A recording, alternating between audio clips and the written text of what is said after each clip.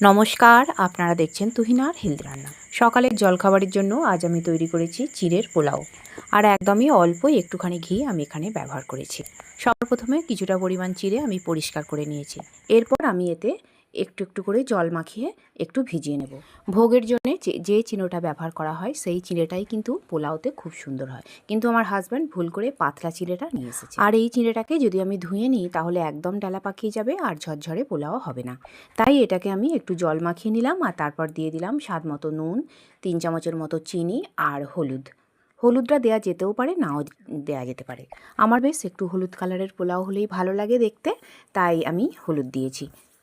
এখন সমস্ত কিছুকে আমি ভালো করে মাখিয়ে নেব আর ওই থালার মধ্যে ভালো করে মেলে কিছুক্ষণ রেখে দেব। 20 মিনিটের মতো রাখলেই এই চিড়েটা ঝরঝরেও হয়ে যাবে, আবার চিনিগুলোও গলে যাবে। আর এদিকে আমি গ্যাসে ফ্রাই প্যান বসিয়ে দিয়েছি আর তাতে দিয়ে দিলাম একটুখানি ঘি, আর এতে আমি দিয়ে দিলাম কিছুটা পরিমাণে চীনাবাদাম। এখন এই বাদামগুলোকে আমি ভেজে একটা জায়গায় তুলে রাখবো। বাদামগুলো তুলে নেবার পর আমি এতে দিয়ে দেবো কিশমিশ আর তারপর আমি দেব কাজু ও কিশমিশ ওই বাদামের মতোই আমি ভেজে নেব। আর এখন আমার বাদামগুলো ভাজা হয়ে গেছে, এগুলোকে আমি একটা বাটিতে তুলে রাখলাম। আর ফ্রাই প্যানের মধ্যে দিয়ে দিলাম বেশ কয়েকটা কিশমিশ। এখন আমি ওই ঘিয়ের মধ্যে কিশমিশটাকে ভেজে নেব। ভাজতে ভাজতে কিশমিশটা বেশ ফুলে বড় হয়ে যাবে। আর এখন কিশমিশটাও আমার ভাজা হয়ে গেছে, এটাকেও আমি ওই বাদামের জায়গাতেই তুলে রাখলাম। কিশমিশটা ভেজে নেবার পর আমি এতে দিয়ে দেবো কাজু বাদামগুলোকেও আমি ওই একইভাবে ভেজে নেব। পোলাওতে কাজু কিশমিশ আর বাদাম দিতেই হবে, আর এইগুলো দিলে তবেই কিন্তু পোলাও খেতে ভালো লাগবে। এদিকে আমার কাজুটাও ভাজা হয়ে গেছে, এইগুলো আমি ওই একই জায়গায় তুলে রাখবো। আর এরপর আমি এতে ভেজে নেব ছোট ছোট করে কাটা আলু ছাড়াও গাজর বা কড়াইশুঁটি অনেক কিছুই সবজি দেওয়া যায়, কিন্তু আমি কেবলমাত্র এখানে আলুই ব্যবহার করেছি। আলুটাতে দিয়ে দিলাম একটুখানি হলুদ, আর এবারে বেশ কিছুক্ষণ সময় ধরে এটাকে একটু নরম করে ভেজে নেব। কিছুক্ষণ নাড়াচাড়ার পর আমি এটাকে একটু চাপা দিয়ে দেবো যাতে তাড়াতাড়ি এটা ভাজা হয়ে যায়। দিয়ে দিলাম আমি চাপা, আর মিনিট 5-7 পর আমি চাপাটা খুলে নিলাম। আর এখন আমার আলুটা ভাজা হয়ে গেছে, এবারে কয়েক সেকেন্ড নাড়াচাড়া করে আমি আলুটা এবার তুলে রাখবো। আলুটা একটা জায়গায় তুলে রাখার পর আমি এতে ভেজে নেব কারি পাতা। আর এই চিড়ের পোলাওতে কারি পাতা দিলে এর টেস্টও যেমন বেড়ে যায়, আর তেমনি কারি পাতার সুগন্ধটা দুর্দান্ত লাগে। ওই একইভাবে আমি ভেজে নেব, আর এতটুকু তেল দেব না, এতেই আমি নাড়াচাড়া করে এইগুলোকে ভেজে নেব। এখন মোটামুটি আমার এই কারি পাতাগুলো ভাজা হয়ে গেছে, এবারে আমি এইগুলোকে তুলে রাখবো। কারি পাতাগুলো তুলে নেবার পর আমি এতে দিয়ে দিলাম গোটা গরম মশলা থেঁতো করে, আর দিয়ে দিলাম কয়েকটা তেজপাতার টুকরো। এবারে এইগুলো শুকনো কড়ায় বেশ কিছুক্ষণ ধরে একটু ভেজে নেব। একটু এইগুলোকে লালচে করে ভেজে নেবার পর আমি এতে দিয়ে দেব কাঁচা লঙ্কা কুঁচো। কাঁচা লঙ্কাটাও কিছুক্ষণ আমি নাড়াচাড়া করে নেব, আর তারপর এতে দিয়ে দেবো আদা বাটা।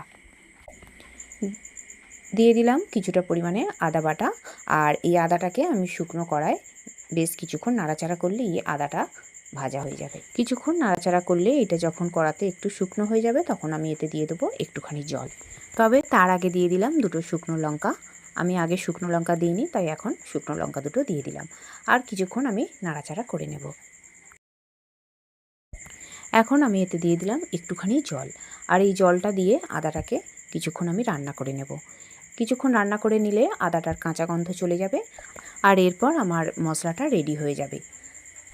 এখন আমার সব কিছুই ভাজা হয়ে গেছে, এবার আমি এতে দিয়ে দেবো সেই মেলে রাখা চিড়েগুলো। এবার ওই মশলার সঙ্গে চিড়েগুলোকে ভালো করে মিশিয়ে নেব। চিড়েগুলোকে কিছুক্ষণ মিশিয়ে নেবার পর আমি এতে একে একে দিয়ে দেবো সেই ভেজে রাখা আলুগুলো, আর আলুগুলো দিয়ে দেওয়ার পর আমি এতে দিয়ে দেবো সেই ভাজা বাদামগুলো। এতে চীনাবাদাম, কাজু বাদাম আর কিশমিশ সবগুলোই ভাজা আছে, এগুলো সবই দিয়ে দিলাম। আর আমি এখন সমস্ত কিছুকে ভালো করে মিশিয়ে নেব। এরপর আমি এতে দিয়ে দেবো সেই ভেজে রাখা কারি পাতাগুলো। এই কারি পাতা দিলে এই পোলাওর টেস্ট কিন্তু দুর্দান্ত হয়। আর এই কারি পাতা আমার বাগানের গাছেরই কারি পাতা। আর বন্ধুরা, এইভাবে চিড়ের পোলাও তৈরি করে আমরা ছেলে মেয়েদের টিফিনেও যদি দিতে পারি তাহলে কিন্তু ছেলেমেয়েরা একদম চেটেপুটে খেয়ে নেবে। আর বাড়িতেও যদি কোনো গেস্ট আসে তাহলেও যদি তাদেরকে জলখাবারে এটা দিতে পারি তাহলেও তারা ভীষণই খুশি হবে।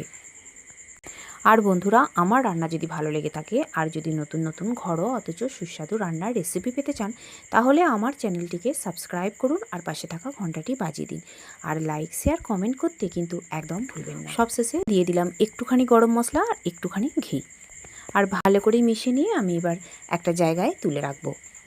তাহলে বন্ধুরা, আর দেরি করবেন না, এইভাবে বাড়িতে চিড়ের পোলাও তৈরি করে দেখুন। দুর্দান্ত খেতে হবে আর বাড়ির লোক আবারও খাবার বায়না করবে। এখন আমার চিড়ের পোলাও একদম কমপ্লিট। তৈরি হয়ে গেল আমার দুর্দান্ত স্বাদের চিড়ের পোলাও। আর আমার রান্নাটি দেখার জন্য সকল বন্ধুদের জানাই ধন্যবাদ। ভালো থাকবেন।